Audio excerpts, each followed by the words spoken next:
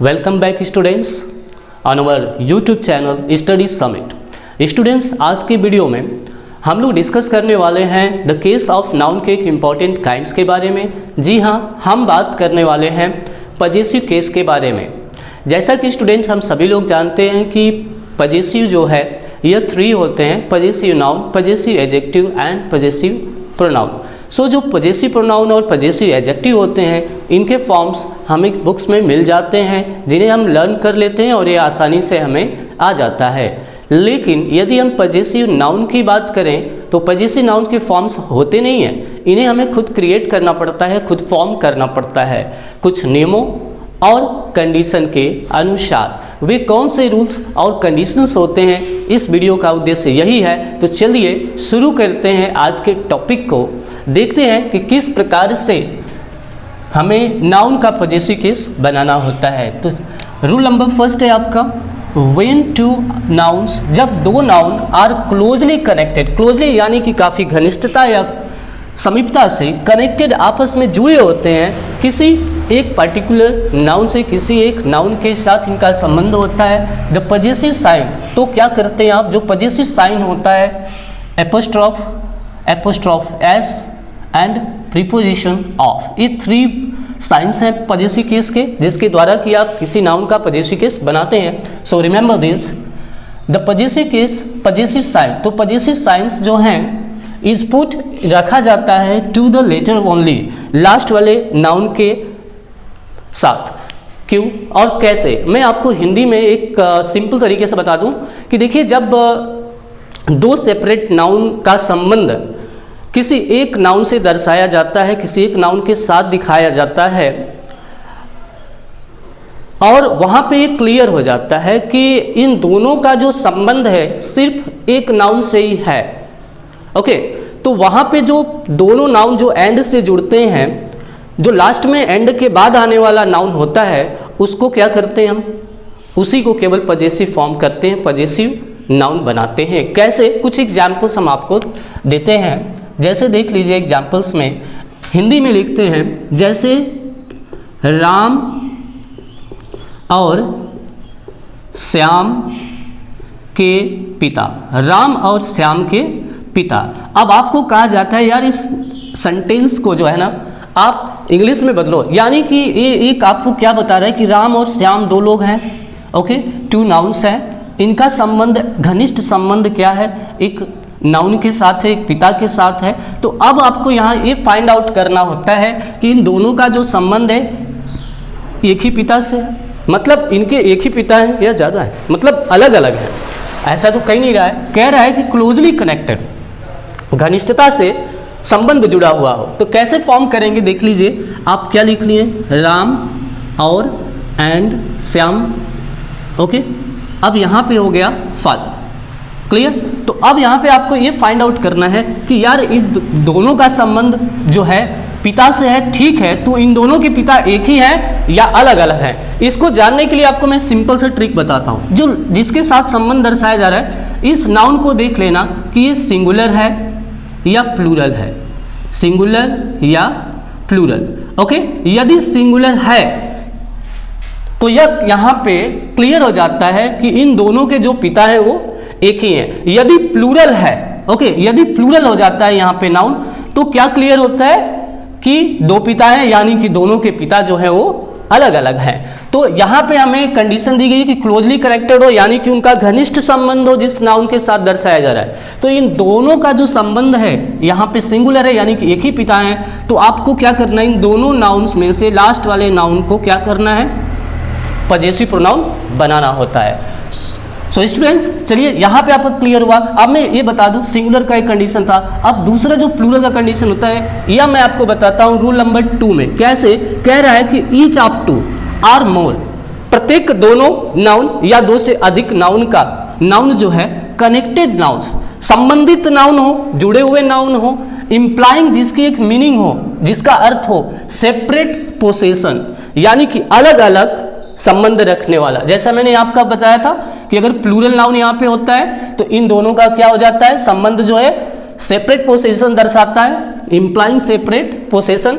इन दोनों का होता है अलग अलग पिता के साथ संबंध हो जाता है। इसी तरह से एक एग्जाम्पल मैं आपको दे दूं ताकि आपका क्लियर हो जाए। तो इसमें करना क्या है पहले समझ लेते हैं। यदि दोनों का संबंध जो है, दो से अधिक नाउन भी होते हैं, दोनों का संबंध जो है अलग अलग एक तरह के नाउन के साथ है, must take the possessive sign.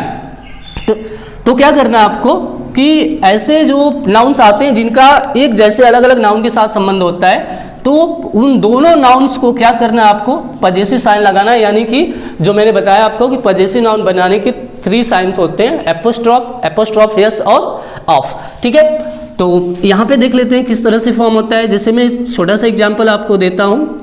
जैसे हो गया राहुल और मोहन, राहुल और मोहन की किताबें, राहुल और मोहन की किताबें। तो यहाँ पे आप क्या देख रहे हो, देखो सिंपल सा आइडिया है कि यहाँ पे राहुल और मोहन 2 लोग हैं, ओके, 2 नाउन हैं जिनका संबंध क्या कर रहे हैं आप किताब के साथ दर्शा रहे हो। तो यहाँ पे फाइंड आउट कर लो ना कि जो किताब है ये सिंगुलर है या प्लूरल है। यदि ये सिंगुलर है तो क्या है कि इन दोनों का संबंध एक किताब से दिखाया जा रहा है, यानी कि उसको हम क्या करेंगे कि इस कंडीशन के अनुसार बनाएंगे पहले वाले। लेकिन यदि यहाँ पे नाउन प्लूरल है तो दोनों को आपको क्या करना है, दोनों को पजेसिव बनाना है। कैसे? राहुल और मोहन की किताबें, तो यहाँ पे हो गया राहुल, अब एपोस्ट्रॉफी एस लगा के यहाँ भी बनाएंगे, एंड मोहन। अब मोहन को भी आपको क्या करना है पजेसिव बनाना है। अब उसके बाद किससे संबंध दर्शा रहे हो किताबें, तो यहाँ पे हो गया बुक्स, ये प्लूरल नाउन हो जाएगा। ठीक है, तो यहाँ पे सिंगुलर और प्लूरल नाउन को देख करके आप रूल नंबर 1 और रूल नंबर 2 जो है इनको करेक्टली आप पजेसिव नाउन बना सकते हैं। चलिए रूल नंबर 3 देखते हैं कि व्हेन 2 नाउन्स, जब 2 नाउन हो, ठीक है, आर इन एपोजिशन, और दोनों एपोजिशन में हो, ठीक है, द पजेसिव साइन, तो पजेसिव नाउन बनाने के जो चिन्ह होते हैं, ओके, इज पुट, उन्हें रखा जाता है to the latter only, last वाले नाउन के साथ। अब यहां पे मैं आपको बता दूं कि ये जो है नाउन इन एपोजिशन क्या होता है। देखिए नाउन इन एपोजिशन एक फॉर्म को कहते हैं, नाउन के पोजीशन को कहते हैं, उसके प्रयोग को। जब 2 नाउन आप एक ही साथ यूज करते हो किसी एक नाउन के लिए, तो वही फॉर्म क्या कहलाता है, पोजीशन किसी नाउन का कहलाता है नाउन इन एपोजिशन। एग्जांपल्स में आपका क्लियर हो जाएगा। ठीक है, जैसे है, मैं इंग्लिश में ही आपको बता देता हूं। जैसे example, this is Rahul the captain, Rahul the captain house. Okay, यहां पे आपने क्या देखा, थोड़ा सा देखने में सेंटेंस लग रहा है कुछ गलत है, गलत नहीं है, बिल्कुल सही है। ये जो आप देख रहे हो Rahul the captain, Rahul the captain, सिर्फ एक पर्सन के लिए, एक नाउन के लिए आपने 2 वर्ड एक साथ 2 नाउन यूज किया है। इसी फॉर्म को हम क्या कहते हैं, नाउन इन एपोजिशन कहते हैं। तो जब किसी एक चीज के लिए, किसी एक पर्सन, प्लेस या एनिमल के लिए आप क्या करते हो, 2 नाउन एक साथ लिखते हो, ठीक है, तो इस नाउन के पोजीशन को आप नाउन इन एपोजिशन कहते हो। और इसी स्थिति में जो नाउन बाद में आता है, जैसे राहुल पहले आया है और इसी के लिए द कैप्टन यूज किया गया, ये बाद में आया है, तो आप क्या करोगे, इसको केवल, ठीक है, एपोस्ट्रॉफ यस लगा करके नाउन पजेसिव बनाओगे। ओके है, सो चलिए नेक्स्ट रूल देखते हैं, rule number 4। When a noun, जब एक नाउन आर अ टाइटल, जब किसी का कोई पद वगैरह का नाम हो, कोई टाइटल हो या कोई भी नाउन हो, कंसिस्ट यानी जुड़ा हुआ हो ऑफ सेवरल वर्ड्स, विभिन्न शब्दों के साथ, यानी कि ऐसा कोई नाउन हो, ठीक है, जो दो या 2-4 वर्ड से मिलकर बना हुआ हो।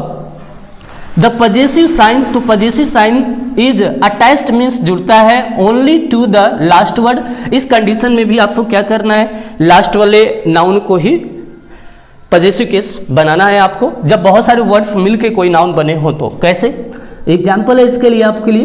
ओके, जैसे हो गया राम के पिता, राम के पिता की संपत्ति, संपत्ति, ओके, राम के पिता की संपत्ति। अगर इंग्लिश में इसको लिखते हैं तो क्या हो जाता है,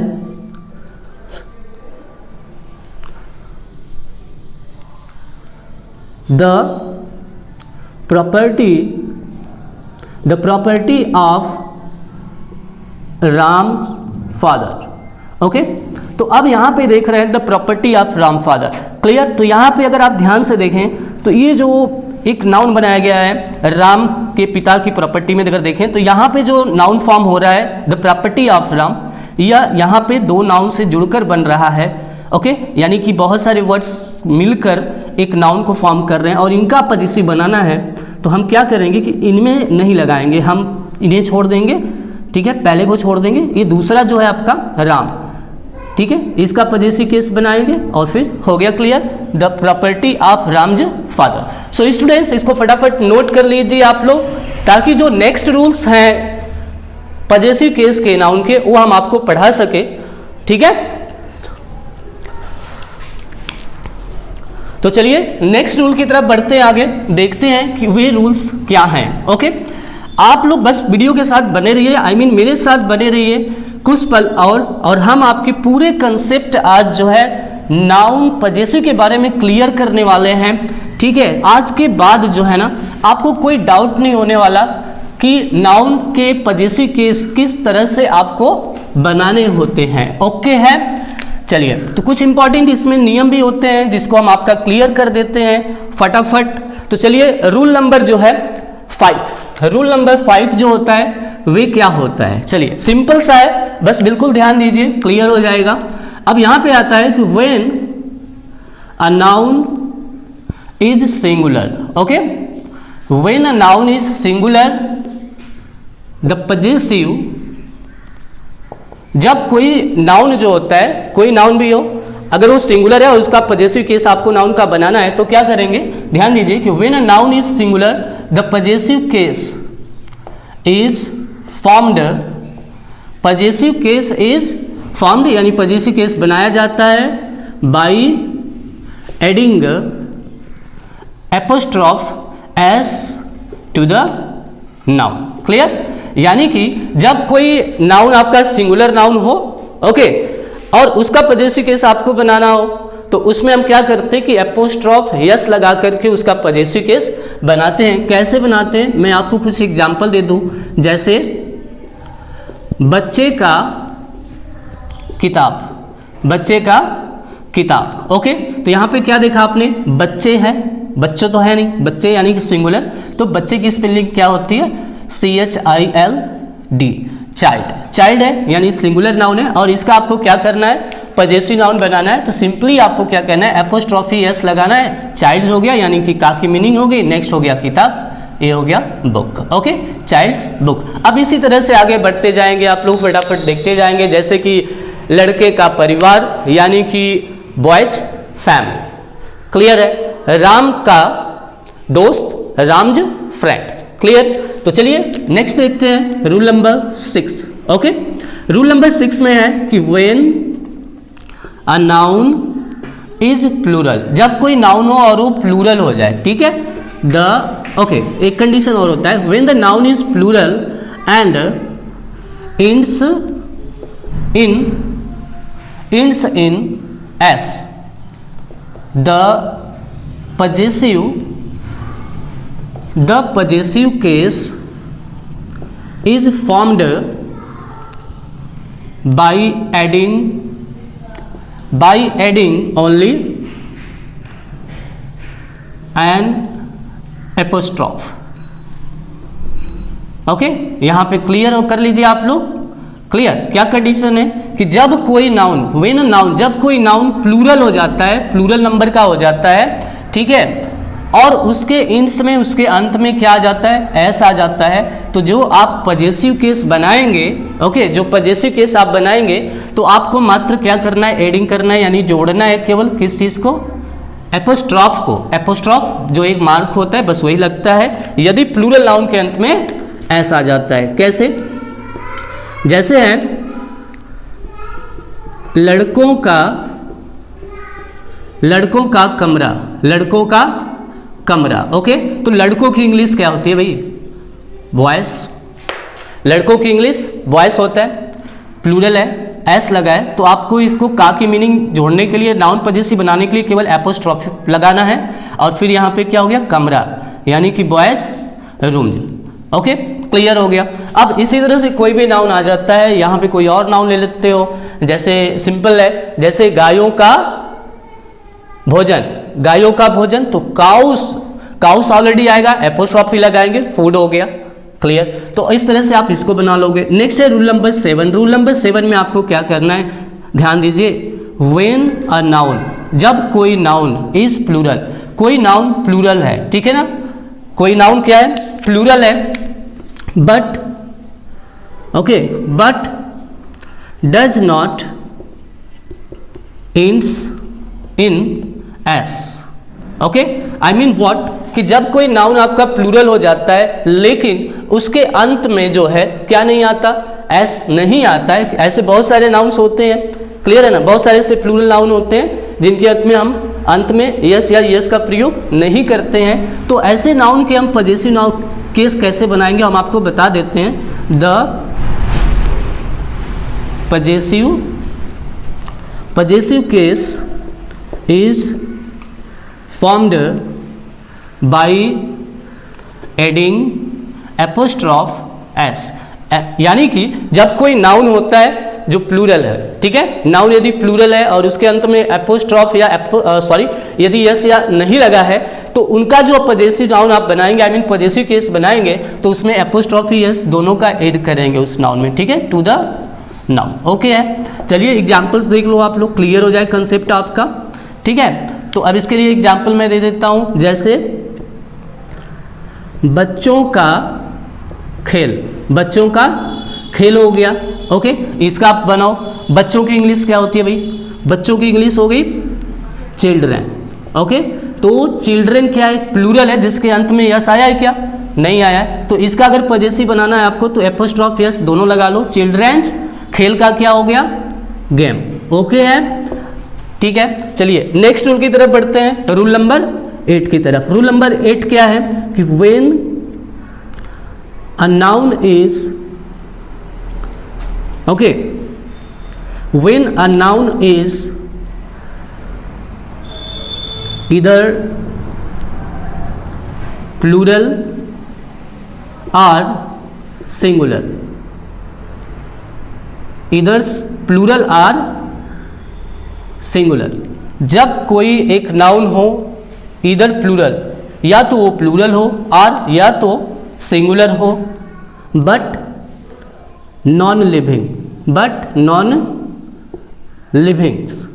लेकिन वो क्या हो, नॉन लिविंग हो, निर्जीव हो। जब कोई नाउन निर्जीव होता है, नॉन लिविंग का होता है, और उसका आपको पजेसिव केस बनाना होता है, क्लियर, वो सिंगुलर हो जाए या प्लूरल हो जाए उससे फर्क नहीं पड़ता।